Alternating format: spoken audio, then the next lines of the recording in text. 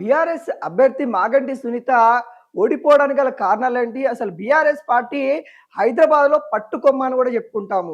ఇక్కడ ఘన విజయం సాధించింది. గతంలో 2023లో హైదరాబాద్ సంబంధించిన మొత్తం అన్ని స్థానాలు గూడా ఘన విజయం సాధించిన చరిత్ర బీఆర్ఎస్ పార్టీకి ఉంది. అలాంటి నేపథ్యంలో ఇప్పుడు జూబ్లీ హిల్స్ ఉప ఎన్నికల్లో ఓడిపోవడానికి గల బలమైన కారణాలేంటో చూసే ప్రయత్నమే చేద్దాం. ప్రధానంగా బీఆర్ఎస్ పార్టీ కొంత బలహీనంగా కనబడడం.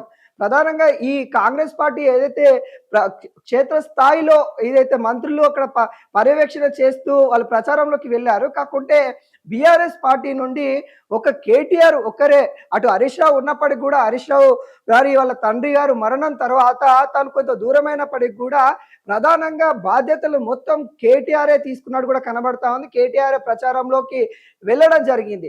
అయితే బీఆర్ఎస్ నేతలు కూడా కొంతమంది కేసీఆర్‌ని అధినేతగా ఒప్పుకుంటా ఉంటారు. కానీ కేటీఆర్‌ని ఒప్పుకోవడంలో కొంతవరకు అయితే ఆలోచిస్తున్న పరిస్థితి కనబడతా ఉంది. మాకు ఏ ఆర్డర్ అయినా కానీ కేసీఆర్ చెప్తే మా ప్రాణాలు ఇవ్వడానికైనా సిద్ధంగా ఉన్నాము అంటూ బీఆర్ఎస్ నేతలు చెప్తున్నారు. కానీ కేటీఆర్ చెప్తే వినము అనే విధంగా కొంత బీఆర్ఎస్ పార్టీలో కనబడుతున్న తీవ్రత కనబడతా ఉంది. అదేవిధంగా తన బాధ్యతలు మొత్తం కేటీఆర్ తీసుకోవడం ద్వారా అక్కడ కొంతమంది బీఆర్ఎస్ నేతలు కూడా ప్రచారం చేయడానికి ఇష్టపడలేదన్నట్టు కూడా తెలుస్తా ఉంది. కొంత ప్రజల్లోకి వెళ్ళడానికి ఆలోచించారన్నట్టు కూడా కనబడతా ఉంది. ఇక మైనార్టీ ఓట్ బ్యాంకింగ్ తీసుకురావడము విఫలం అయిపోయిందన్నట్టు కూడా బీఆర్ఎస్ కనబడతా ఉంది. మనకు రెండో అంశంగా ఈ పాయింట్ అయితే చూడొచ్చు.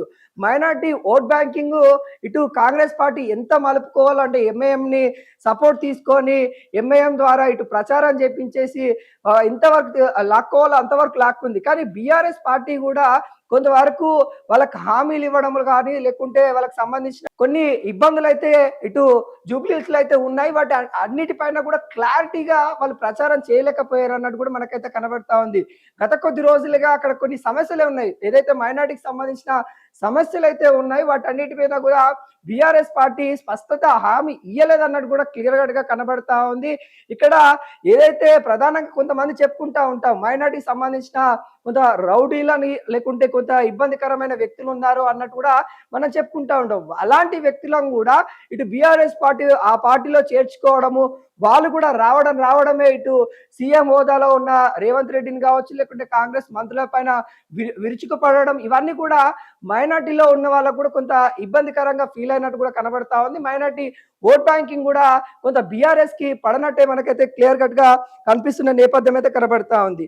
ఇక ఏదైతే సానుభూతి అంటే మూడో అంశంగా మనం అయితే సానుభూతిని అయితే చూడొచ్చు. ఇక్కడ వర్కౌట్ కాలేదని కూడా చెప్పుకోవచ్చు. సానుభూతి అనేది ఎమ్మెల్యే మరణిస్తే కుటుంబ సభ్యులకు టికెట్ ఇస్తే ఆ సానుభూతి ద్వారా గెలుస్తారు అనేది ఒక అంశం ఉండే గతంలో ఉండే. కానీ ఇప్పుడు ప్రజలు కొంత చైతన్యవంతులయ్యారు. ఎవరికి ఓటేస్తే బాగుంటుంది అనే అంశాల పైన వాళ్ళకి అవగాహన కూడా పూర్తి స్థాయిలో వస్తుంది. కాబట్టి ఇక్కడ సానుభూతిని బీఆర్ఎస్ పార్టీ కొంత తీసుకోవాలని ప్రయత్నాలు అయితే చేసింది. ఏ విధంగా ప్రయత్నాలు చేయాలో అనేక విధాలుగా బీఆర్ఎస్ పార్టీ అయితే ప్రయత్నాలు చేసినప్పటికీ కూడా అక్కడ వర్కౌట్ అవ్వలేదని కూడా మనమైతే చెప్పుకోవచ్చు. బీఆర్ఎస్ పార్టీ నిజంగానే కొన్ని అంశాల పైన కూడా ఎమోషనల్ గా కూడా చాలా మంది ప్రజల్లోకి వెళ్ళిన పరిస్థితి కనబడింది. ఎమోషనల్ గా కూడా అంటే కేసీఆర్ ఓడిపోయారు, ఫామ్ హౌస్ మాత్రం పరిమితం అయిపోయారు, మీరు గెలిపిస్తేనే మళ్ళీ కేసీఆర్ బయటికి వస్తారు, మీరు గెలిపించాలి, ఇది 4 కోట్ల ప్రజలకు సంబంధించిన ఇక్కడ అంశం, ఇక్కడ మీకు 4 లక్షల ఓటర్లే ఉన్నారు కానీ 4 కోట్ల మంది తీర్పు లెక్క చూస్తాము, మీరు ఖచ్చితంగా ఓటేయాలి అనే విధంగా ఇటు కేటీఆర్ ప్రచారంలోకి వెళ్ళినప్పుడు కావచ్చు లేకుంటే మాగంటి సునీత గారు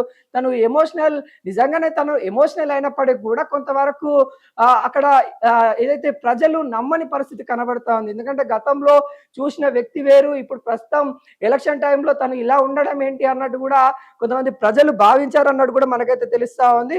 ఇక మనం 4వ అంశంగా కూడా మనం చూసుకోవచ్చు ప్రచార వ్యూహం. ప్రచారంలో చేయడంలో కొంతవరకు బీఆర్ఎస్ పార్టీ విఫలమైంది. ప్రతి ఒక్క నాయకుల్ని తీసుకోలేదని కూడా చెప్పుకోవచ్చు. అంటే ప్రధానంగా ఇక్కడ ఏదైతే హైదరాబాద్ లో ఎమ్మెల్యేలు ఉన్నారో ఎమ్మెల్యేలు కావచ్చు లేకుంటే మాజీ మంత్రులు కావచ్చు అడపతడప ప్రచారం చేశారు కానీ గట్టిగా చేయలేదు అని కూడా చెప్పుకోవచ్చు. ఎందుకంటే కాంగ్రెస్ పార్టీ మంత్రులు మొత్తం ఇక్కడనే వాళ్ళు ఉన్న పరిస్థితి కనబడతా ఉంది. కానీ బీఆర్ఎస్ వాళ్ళు అప్పుడప్పుడే కనిపించారు. కొంతవరకు ప్రచారం చేయడంలో వ్యూహం ఏదైతే ఉంటుందో దాంట్లో కొంతవరకు విఫలమైందని కూడా చెప్పుకోవచ్చు. బీఆర్ఎస్ పార్టీ ప్రజల్లోకి వెళ్ళడం కావచ్చు లేకుంటే వాళ్ళు చేసిన పనులు చెప్పుకోవడంలో కొంత విఫలమయ్యారు అన్నట్టు కూడా మనం అయితే చెప్పుకోవచ్చు.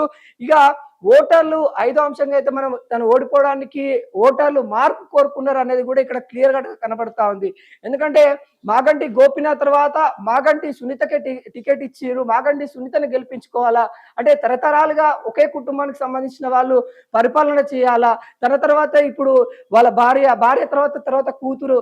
ఎందుకు ఇలా మార్పు కావాలి అనే విధంగా భావించినట్టు కూడా కనబడతా ఉంది. ఈ 5 అంశాలు ప్రధానంగా అయితే మాగంటి సునీత ఓటమికి కారణాలని కూడా చెప్పుకోవచ్చు. ఒకటి సానుభూతి కావచ్చు, మైనారిటీ ఓట్ బ్యాంకింగ్ కాంగ్రెస్‌కి వెళ్ళడం కావచ్చు, లేకుంటే పార్టీ కొంత బలహీనంగా కనబడడం. ఏదైతే 2023 ఎలక్షన్‌లో ఓడిపోయిన తర్వాత కేసీఆర్ ఫార్మ్ హౌస్‌కే ఉండడం, కేసీఆర్ ప్రజల్లోకి రాకపోవడం కొంత బలహీనంగా కనబడుతుందన్నది కూడా తెలుస్తా ఉంది. ప్రచార వ్యూహంలో కొంత విఫలమైందన్నది కూడా తెలుస్తా ఉంది. ఓటర్లు కొంచెం మార్పు కోరుకున్నారన్నది కూడా ప్రధానంగా అయితే తెలుస్తా ఉంది. ఈ 5 అంశాల పైన కూడా ఇక్కడ ప్రధానంగా బీఆర్ఎస్ పార్టీ ఓటమి కారణాలు అన్నట్టు కూడా తెలుస్తా ఉంది. భారీ స్థాయిలో అపోజిషన్ పార్టీ అంటే కాంగ్రెస్ పార్టీకి మెజారిటీని కూడా కట్టబెట్టాయి అన్నట్టు కూడా మనం అయితే చెప్పుకోవచ్చు.